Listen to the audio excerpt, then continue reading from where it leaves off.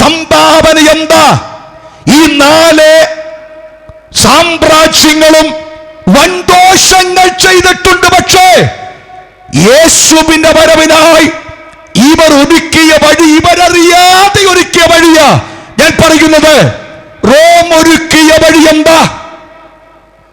അതുകൂടാതെ ഈ അലക്സാണ്ടറിനെ കുറിച്ച് ഒരുപാട് പറയാതെ പോകാൻ പറ്റില്ല. അലക്സാണ്ടർ ഒരുക്കിയ മറ്റൊരു പദ്ധതിയുണ്ട്. ലോകം മുഴുവനും ഒരു ഭാഷ കൊണ്ടുവരുവാൻ ആഗ്രഹിച്ചു. ലോകം മുഴുവനും ഒരു ഭാഷ. ഏതാ ലോകം മുഴുവൻ അറിയുന്ന ഭാഷ? നിങ്ങൾ പറയും ഇംഗ്ലീഷാന്നല്ല. ലോകം മുഴുവൻ അറിയപ്പെടുവാൻ ആഗ്രഹിച്ച് അലക്സാണ്ടർ കൊണ്ടുവന്ന ഭാഷയുടെ പേര് ഗ്രീക്ക് ഭാഷ. ഗ്രീക്ക് അറിയാമോ?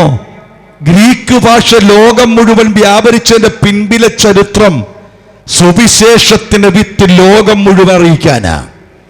യേശുക്രിസ്തു സംസാരിച്ച, യേശുക്രിസ്തു പ്രസംഗിച്ച ഭാഷ ഏതാണെന്നറിയോ? യേശുക്രിസ്തു പ്രസംഗിച്ച ഭാഷ അറിയാവോ? യേശുക്രിസ്തു പ്രസംഗിച്ചത് ഇംഗ്ലീഷിലല്ല, യേശുക്രിസ്തു പ്രസംഗിച്ചത് ഗ്രീക്കിലുമല്ല, യേശുക്രിസ്തു പ്രസംഗിച്ച അരാമ്യ ഭാഷയില. യേശുവിന് മറ്റു ഭാഷയൊന്നും അറിയാത്ത കൊണ്ടൊന്നല്ല. യേശുവിന് ലാറ്റിൻ ഭാഷ, യേശുവിന് ഗ്രീക്ക് ഭാഷ, ഹീബ്രു ഭാഷയൊക്കെ അനായാസം അറിയാം. പക്ഷെ യേശു സംസാരിക്കുവാൻ, പ്രസംഗിക്കുവാൻ തിരഞ്ഞെടുത്ത ഭാഷ മൊത്തം അരാമ്യ ഭാഷയാ. ഈ അരാമ്യ ഭാഷ ആരുടെ ഭാഷ എന്നറിയാമോ? പാപപ്പെട്ടവന്റെ ഭാഷ എന്ന് പറഞ്ഞാൽ സാധാരണക്കാർക്ക് മനസ്സിലാകാൻ കഴിയുന്ന ഭാഷയിൽ സംസാരിച്ചവന എന്റെ യേശു. ഇവിടെ ഒരു ദൂത് പറയാതെ പോയാൽ ശരിയാകില്ല. 5 വാക്ക് ഇംഗ്ലീഷ് അറിയാവുന്ന ഒരു വ്യക്തി സ്റ്റേജിൽ കയറി വന്നാൽ മുൻപിലിരിക്കുന്നതെല്ലാം അമ്മച്ചിമാരും അപ്പച്ചന്മാരും മലയാളം പോലും ശരിക്കറിയാത്തവരാണെങ്കിൽ പുള്ളിയുടെ കഴിവ് തെളിയിക്കാൻ 10 ഇംഗ്ലീഷ് പറയും. ഈ 10 ഇംഗ്ലീഷിൽ ഒരെണ്ണം പോലും അമ്മച്ചിമാർക്ക് അറിയത്തില്ല, വായും പൊളിച്ചിരിക്കും. എന്നാൽ യേശു അങ്ങനെയായിരുന്നില്ല. തന്റെ മുൻപിലിരിക്കുന്ന വ്യക്തികളെ കണ്ടിട്ട് അവർക്കറിയാവുന്ന ഭാഷയിൽ സംസാരിച്ചവനായി എന്റെ യേശു. Praise the lord. അതുകൊണ്ടാ ബൈബിൾ പഠിക്കുമ്പോൾ അറിയാം, യേശു പലപ്പോഴും ഉപമകളിൽ കൂടി സംസാരിച്ചു. എന്താ ഉപമയിൽ കൂടി പറയാൻ കാരണം? ആ ജനങ്ങൾക്ക്, അങ്ങനെയുള്ളവർക്ക് മനസ്സിലാകേണ്ടതിന് ഉപമയിൽ കൂടി സംസാരിച്ചു. കൊയ്ത്തുകാരോട് കൊയ്ത്തു വിഷയം പ്രസംഗിക്കുമ്പോൾ കൊയ്ത്തു വിഷയം എടുത്തു താൻ പറഞ്ഞു. അതുപോലെ കല്യാണത്തെ കുറിച്ച് ഒരുങ്ങുന്നവർ സംസാരിക്കുമ്പോൾ കല്യാണ സംബന്ധമായ വിഷയം എടുത്തു പ്രസംഗിക്കാൻ തുടങ്ങി. അങ്ങനെ ഓരോ വ്യക്തികളുടെ സാഹചര്യം അറിഞ്ഞ് പ്രസംഗിച്ചവന്റെ ദൂതഗണങ്ങളാ ഞാനും നിങ്ങളും. അതുകൊണ്ട് സാധാരണക്കാർക്ക് മനസ്സിലാകാൻ സാധാരണ ഭാഷയിൽ സംസാരിച്ച് മടങ്ങി വരട്ടെ. ഈ സുവിശേഷം ലോകം മൊത്തം എത്തണമെങ്കിൽ അരാമ്യ ഭാഷ പോരാ. ലോകം മൊത്തം എത്തണമെങ്കിൽ ഗ്രീക്ക് ഭാഷ വേണം. അപ്പൊ ചോദിക്കും, എന്താ ഗ്രീക്ക് ഭാഷയ്ക്കുള്ള പ്രത്യേകത? പണ്ടുകാലത്ത് കോടതി നിയമങ്ങൾ മുഴുവൻ നിയോഗിക്കപ്പെട്ട ഭാഷ ഗ്രീക്ക് ഭാഷയായിരുന്നു. എല്ലാ കോടതിയിലും ഗ്രീക്കിലാണ് അവിടുത്തെ ഭരണകർത്താക്കൾ വിധികൾ എഴുതുകയും വാദങ്ങൾ നടത്തുക ചെയ്യുന്നത്. യേശുവിനെ വിധിക്കുവാൻ പീലാത്തോസിന്റെ മുൻപിൽ കൊണ്ട് നിർത്തിയപ്പോൾ അന്ന് വിസ്താരം നടത്തിയ ഭാഷ ഗ്രീക്ക് ഭാഷയായിരുന്നു. യേശു സംസാരിച്ച ഭാഷയും യേശു തിരിച്ചു സംസാരിച്ച ഭാഷയും ഗ്രീക്കായിരുന്നു. ലോകം മുഴുവൻ വ്യാപരിച്ച ഭാഷയാ ഗ്രീക്ക്. ഇന്നും നിങ്ങൾക്ക് ഗ്രീക്ക് അറിയാമോ? അറിയാത്തവരുണ്ടെങ്കിൽ കേട്ടോ, നിങ്ങളും ഗ്രീക്ക് പറയുന്നുണ്ട്. ഈ ഹോസ്പിറ്റലിൽ ചെല്ലുമ്പോഴേ ഡോക്ടർമാരുടെ പേരെഴുതിയ തൊട്ടു താഴെ അവരെ സ്ഥാനപ്പേരെഴുതി വെക്കാറുണ്ട്. നിങ്ങൾ കണ്ടിട്ടില്ലേ? കാർഡിയോളജി. എന്തോന്നാ കാർഡിയോളജി? എന്താ കാർഡിയോളജി എന്ന് പറഞ്ഞ വാക്ക്?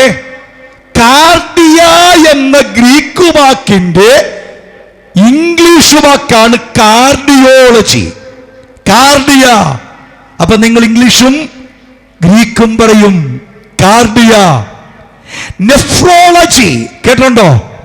നെഫ്രോളജി കിഡ്നി സംബന്ധമായ വിഷയത്തിന്റെ ക്രമീകരണം ചെയ്യുന്ന ട്രീറ്റ്മെന്റിന്റെ ഡോക്ടർമാരെ വിളിക്കുന്ന വാക്ക. എന്നാൽ ഇതേതാ വാക്ക്? നെഫ്രോൺ എന്ന വാക്ക് ഗ്രീക്ക് വാക്ക. നെഫ്രോൺ ഗ്രീക്ക് വാക്ക. അപ്പോൾ കിഡ്നി രോഗസംബന്ധമായി പോകുന്നവർ കാണുന്ന ഡോക്ടറെ സംബോധന ചെയ്യുന്നത് ഗ്രീക്ക് വാക്ക. അതുപോലെ തന്നെ മിക്കവാറും പേര് പറയുന്ന വാക്ക ന്യൂറോ സർജൻ. Neuro surgeon. ഈ ന്യൂറോ എന്ന് പറഞ്ഞ എന്തുവാ? ഗ്രീക്ക് വാക്ക. ന്യൂറോ ഗ്രീക്ക് വാക്ക. ന്യൂറോ എന്ന് പറഞ്ഞാൽ ഗ്രീക്കിൽ നിന്നുത്ഭവിച്ച പദമാ. പിന്നെ മറ്റൊരു വാക്ക, മോൾ എന്താ പഠിക്കണേ? അവർ പറയും സയൻസാ. ഏതാ മെയിൻ ഗ്രൂപ്പ്? ബയോളജി. എന്താണ് ബയോളജി? എന്താ ഈ ബയോളജി എന്ന് പറഞ്ഞാൽ? ബയോളജി എന്ന് പറഞ്ഞാൽ ബയോസ് ആൻഡ് ലോഗോസ് എന്ന ഗ്രീക്ക് വാക്കിൽ നിന്ന് വന്നതാ ബയോളജി. ബയോസ് ആൻഡ് ലോഗോസ് സമം ബയോളജി. കണ്ടോ? ലോകത്തിൽ മുഴുവൻ സ്ഥലത്തും വ്യാപരിച്ചു കിടക്കുന്ന വാക്കുകൾ ആംഗ്ലേറിയ ഭാഷയിലേക്ക് വിവർത്തനം ചെയ്യപ്പെടാൻ കഴിഞ്ഞ ഭാഷ ഗ്രീക്ക് ഭാഷയാ. അതുകൊണ്ടാണ് വിശുദ്ധ ബൈബിളിന്റെ പുതിയ നിയമത്തിന്റെ മൂലഭാഷ ഏത് ഭാഷയാ? ഗ്രീക്ക് ഭാഷ. ഇത് ലോകത്തിന് സംഭാവന ചെയ്താരാണ്?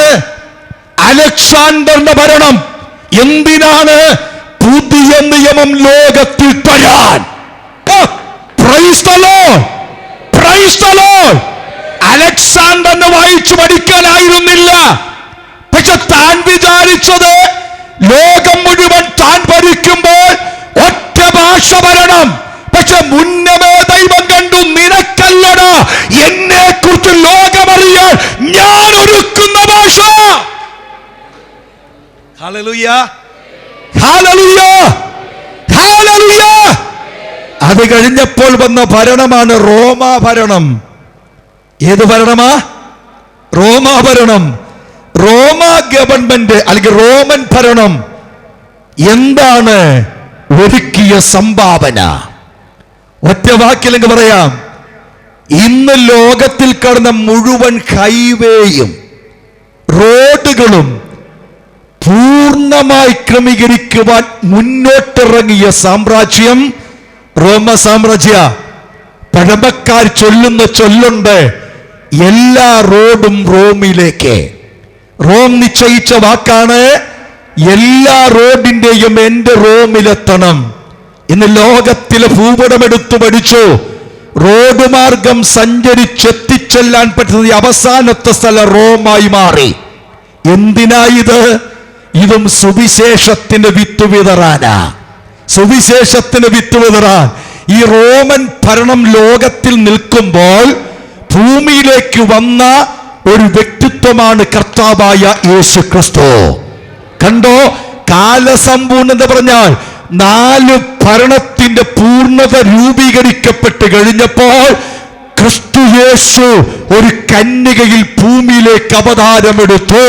ഓ പ്രൈസ് ദി ലോർഡ്. അപ്പൊ ബാബിലോൺ സാമ്രാജ്യവും ഈ ലോകത്തിലെ പേർഷ്യൻ സാമ്രാജ്യവും ഗ്രീക്ക് സാമ്രാജ്യവും റോമ സാമ്രാജ്യവും ഈ ലോകത്തിൽ മുൻപോട്ട് വരുവാൻ കഴിഞ്ഞത് അവരറിയാത്തൊരു വ്യക്തിക്ക് പാതയൊരുക്കാൻ വേണ്ടിയിട്ടായിരുന്നു.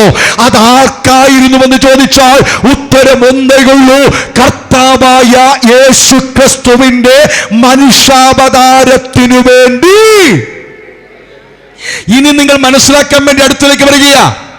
അപ്പൊ യേശുവിന്റെ ആദ്യത്തെ വരവിനെ അഥവാ മനുഷ്യാവതാരത്തിന് ഭൂമിയിലേക്ക് യേശു മനുഷ്യനായി പിറക്കുവാനുള്ള വരവിനെ, യേശുവിന്റെ വരവിന് മുൻപ് ദൈവം ഈ ലോകത്തിൽ 4 ലോകശക്തികൾക്ക് രൂപം കൊടുത്തു.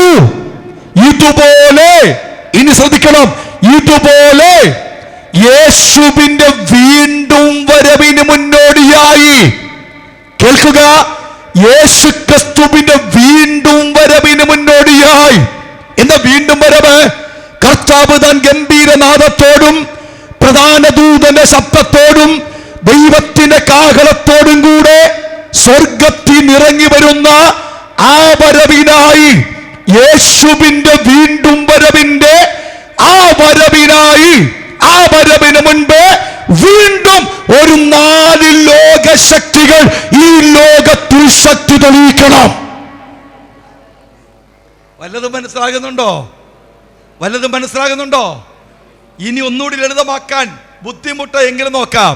യേശുവിന്റെ മനുഷ്യാവതാരത്തിന് അഥവാ മനുഷ്യന്റെ പാപങ്ങൾ മോചിക്കാൻ വേണ്ടി ക്രൂശിൽ മരിക്കാൻ വേണ്ടി വരുന്ന വരവിന്, മറിയത്തിന്റെ ഉദരത്തിൽ പിറക്കാൻ വരുന്ന വരവിന്, മനുഷ്യനായി ജനിക്കാൻ വരുന്ന വരവിന് ഈ ലോകത്തിൽ 4 ശക്തികൾ വരേണ്ടിയിരുന്നു. അത് വന്നു. 4ാമത്തെ ശക്തിയായ റോമാശക്തിയിൽ എന്റെ യേശു ഭൂമിയിലേക്ക് ജന്മാവതാരമെടുത്തു. ഇതുപോലെ യേശുവിന്റെ മടങ്ങി വരവിന് വീണ്ടും വരവിന് സംഭവിക്കും മുൻപ് 4 ലോകശക്തികൾ അധികാരത്തിന്റെ ശക്തി തെളിയിക്കണം. ആ അധികാരത്തിന്റെ ശക്തി തെളിയിക്കേണ്ട 4 ലോകശക്തികളെ കുറിച്ചാണ് വെളിപ്പാട് പുസ്തകം 6-ാം അധ്യായത്തിൽ പറയുന്ന 4 കുതിരകളെ കാണിക്കുന്നത്. Hallelujah, hallelujah, hallelujah. എങ്കിൽ നമുക്ക് 1, 2, 3, 4 എന്ന് ആ 4 കുതിരയൊന്ന് തൊട്ടുവെച്ച് ഇന്ന് രാത്രി കർത്താവ് അനുവദിച്ചാൽ കർത്താവിന്റെ വരവിന്റെ ആരംഭഘട്ടത്തെ കുറിച്ചും കൂടി പഠിച്ച് നമുക്കങ്ങ് അവസാനിപ്പിക്കാമെന്ന് ഞാൻ ആഗ്രഹിക്കുകയാണ്. തീരുന്നിടത്തോളം തീരട്ടെ. അവിടെ വായിക്കുന്നു, 1ാമത്തെ മുദ്ര പൊട്ടിച്ചപ്പോൾ നീ വരിക എന്ന് 4 ജീവികളൊന്ന് ഇടിമുഴക്കം പോലെ പറയുന്നു. അപ്പോൾ ഞാനൊരു വെള്ളക്കുതിരയെ കണ്ടു. വെള്ള സമാധാനത്തെ കാണിക്കുന്നു, കുതിര അധികാരത്തെ കാണിക്കുന്നു, കുതിര ശക്തിയെ കാണിക്കുന്നു, കഴിവിനെ കാണിക്കുന്നു. ആ തലയിലെ ആ കിരീടം തന്റെ സ്ഥാനത്തെ, അധികാരത്തെ, കഴിവിനെ ഒക്കെ സൂചിപ്പിക്കുക. എങ്കിൽ ഈ വെള്ളക്കുതിരയാരാ? നിങ്ങൾക്കറിയാമോ? ഇന്ന് ലോകത്തിലെ ഏറ്റവും വലിയ ശക്തി ആരാ? ഏത് രാജ്യ? ഉറക്കപ്പറ. ലോകത്തിൽ ഏറ്റവും വലിയ ശക്തി ആരാ അറിയാവോ? ലോകത്തിലെ 1ാമത്തെ പോലീസ് ആരാ? ആദ്യത്തെ പോലീസിന്റെ പേരല്ല ചോദിച്ചത്. 1ാം സ്ഥാനത്തുള്ള പോലീസ് ആരാ? അമേരിക്ക, വെള്ളക്കാർ. എന്നാൽ ഇവിടെ നിങ്ങൾ കണ്ടോ, 1ാം മുദ്ര പൊട്ടിച്ചപ്പോൾ ആര്?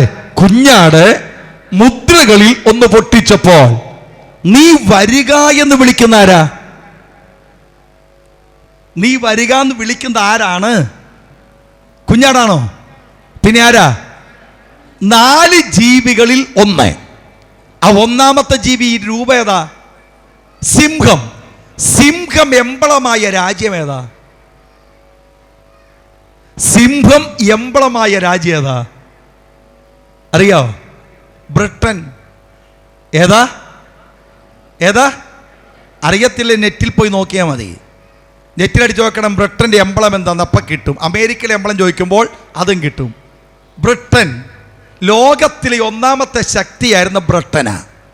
1ഉം 2ഉം മഹായുദ്ധത്തിൽ യുദ്ധത്തിന്റെ ഒരു ഭാഗം നയിച്ചതിന്റെ മുന്നോടി നിന്ന് ആരായിരുന്നു?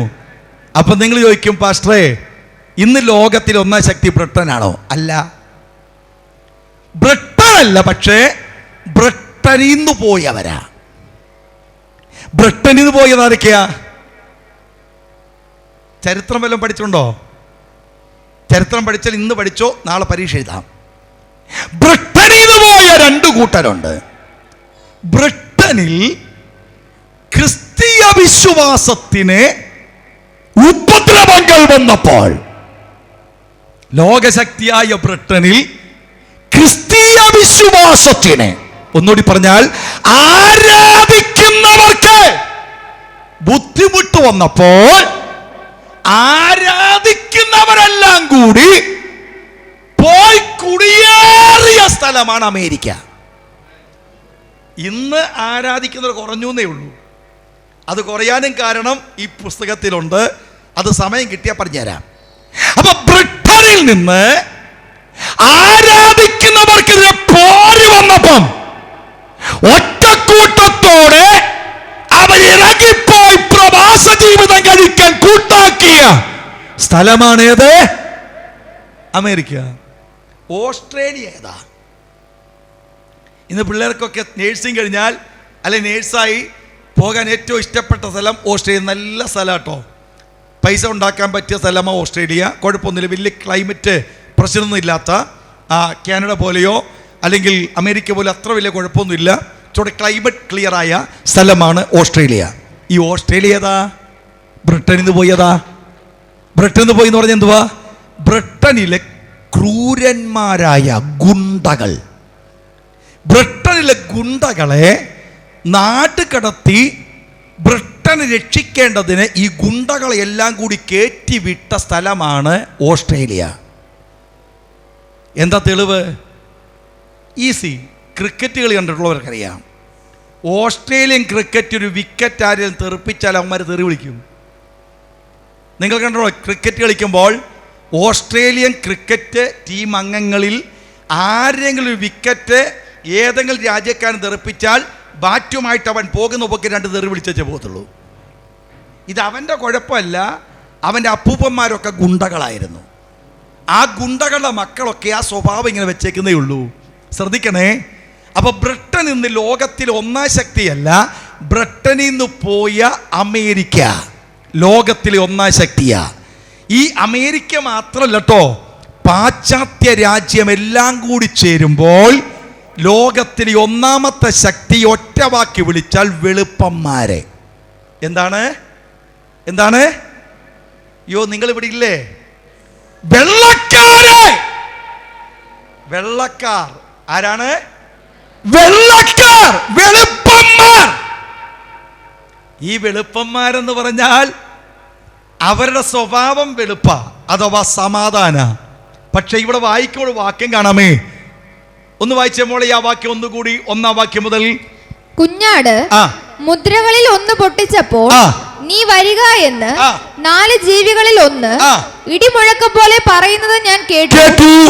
അപ്പോൾ ഞാൻ ഒരു വെള്ളക്കുതിരയെ കണ്ടു, സമാധാന കുതിരയെ കണ്ടു. അടുത്ത വാക്ക്. അതിന്മേൽ ഇരിക്കുന്നവന്റെ കയ്യിൽ ഒരു വില്ലുണ്ട്. അവൻ സമാധാനമുള്ളവനാ, സമാധാനം പറയുന്നവനാ, പക്ഷെ കയ്യിൽ എന്തുണ്ട്? വില്ലുണ്ട്. വില്ല്. അതിന് അർത്ഥം എന്ന് പറഞ്ഞാൽ വെള്ളക്കാർ സമാധാനം പറഞ്ഞുകൊണ്ടാണ് യുദ്ധം ചെയ്യുന്നത്. നിങ്ങൾക്ക് വേണമെങ്കിൽ പഠിച്ചു നോക്കിക്കോ. എത്ര വരെ യുദ്ധം വരുമ്പോഴും അമേരിക്കക്കാർ, വെള്ളക്കാർ, ഈ വെള്ള സ്വഭാവത്തിൽ ജീവിക്കുന്ന മുഴുവനും ചിരിച്ചോണ്ടാണ് യുദ്ധം ചെയ്യുന്നത്. ചിരിച്ചോണ്ട്. സമാധാനം പറഞ്ഞിട്ട് ശരിയായില്ലെങ്കിൽ വെച്ച് കീച്ചു കൊടുക്കും, വെച്ച് കീച്ചു കൊടുക്കും. നമ്മൾ കണ്ടിട്ടില്ലേ, എവിടെയും വഴക്കുണ്ടാക്കുമ്പോൾ നമ്മൾ ഇവിടെ 2 കൊടിയും പിടിച്ചോണ്ട് ഈ ഗ്രാഫ് സിന്ദാബാദ് വിളിക്കും. ഇവരെന്താ അവിടെ പോയി വിളിക്കാത്തത്? വിവരം അറിയും. വിളിച്ചു നോക്കെ, ചെന്ന് നോക്കെ. ചെല്ലുന്നവൻ തിരിച്ചിങ്ങോട്ട് പോരുമില്ല. ഇവന്മാർ വെച്ച് കീച്ചി കൊടുക്കും. ഇസ്രായേലിനറിയും. ഇസ്രായേൽ ഇതെല്ലാം വെള്ളക്കൂട്ടത്തിൽ പെട്ടതാ. ഇസ്രായേൽ, ഓസ്ട്രേലിയ, കാനഡ, ഇംഗ്ലണ്ട്, അതോ ബ്രിട്ടൻ, അതുപോലെ തന്നെ അമേരിക്ക, ഈ പറയപ്പെട്ട ന്യൂസിലാൻഡ്, ഇതൊക്കെ വെള്ളക്കൂട്ടത്തിൽ പെട്ടതാ. ഇസ്രായേലിൽ ചെന്നേച്ച് ആരെങ്കിലും സംസാരിച്ച് നോക്കിയ വിവരമില്ലാതെ അവിടുത്തെ 10 വയസ്സുള്ള കൊച്ചിൻ്റെ കയ്യിൽ ഇരിക്കുന്നത് AK-47. 10 വയസ്സുള്ള ആൺകൊച്ചിൻ്റെയും പെൺകൊച്ചിൻ്റെ കയ്യിൽ എന്ന് പറഞ്ഞാൽ 10 വയസ്സാകുന്ന ഏത് കുഞ്ഞ് ഇസ്രായേലിൽ ജനിച്ചോ, ഇസ്രായേലിച്ച 10 വയസ്സുള്ള കൊച്ച് നിർബന്ധമായിട്ട് സൈന്യ അഭ്യാസം നേടിയിരിക്കണം. ആണായാലും പെണ്ണായാലും. ഇന്ത്യയിലുണ്ടോ? ലോകത്തിൽ ഏത് രാജ്യത്തുണ്ട്? ഇസ്രായേലിൽ എത്ര ലക്ഷം ജനമുണ്ടോ 10 വയസ്സിൽ മേപ്പോട്ട് പ്രായം മുഴുവൻ പേർക്കും തോക്ക് കൈകാര്യം ചെയ്യാൻ അറിയാം. ഇസ്രായേൽ എന്ന രാജ്യം കൊച്ചി രാജ്യം, ഇപ്പൊ പറയാൻ സമയമില്ലാത്തതുകൊണ്ടാ കൊച്ചി രാജ്യ. പക്ഷെ ഇവരെ തോൽപ്പിക്കാൻ ഒരു രാജ്യത്തിന് കഴിയാത്തതിന്റെ കാരണം ഇവന്റെ ശക്തിയും യോജിപ്പും ഒത്തൊരുമയും 1-2 പേർക്കല്ല അറിയാവുന്നത്. വെള്ളക്കാരുടെ ശക്തി ഭയങ്കര ശക്തിയാ. ചിരിച്ചോണ്ട് യുദ്ധം ചെയ്യുന്നവരാ. ആദ്യം സമാധാനം പറയും, ഇല്ലെങ്കിൽ അടുത്തത് മണ്ടയ്ക്ക് വീണ് കഴിഞ്ഞിട്ടേ കാര്യം അറിയൂ. കണ്ടോ, വെള്ളക്കുതിര വന്നു. അതവിടെ കിടക്കട്ടെ. രണ്ടാം മുദ്ര പൊട്ടിച്ചപ്പോൾ വരിക എന്ന് രണ്ടാം ജീവി പറയുന്നത് ഞാൻ കേട്ടു. അപ്പോൾ ചുവന്നതായ മറ്റൊരു കുതിര പുറപ്പെട്ടു. അപ്പൊ ഒന്നാം കുതിര ലോകത്തിൽ വരേണ്ട വെള്ളശക്തി, പാശ്ചാത്യ ശക്തി, യേശുക്രിസ്തു തന്റെ വരവിന് മുന്നോടിയായി, വീണ്ടും വരവിന് മുന്നോടിയായി ഈ ലോകത്തിൽ വരേണ്ട 4 ശക്തികളെ കുറിച്ച് പത്മോസ് ദ്വീപിൽ വെച്ച് യോഹന്നാന് വെളിപ്പാട് കൊടുക്കുന്ന സമയത്ത് ഇല്ലാതിരുന്ന രാജ്യങ്ങൾ സഹിതം ഒരു പാശ്ചാത്യ ശക്തി ലോകത്തിൽ ഉണ്ടാകുമെന്ന് വിശുദ്ധ ബൈബിൾ വഴി എന്റെ ദൈവം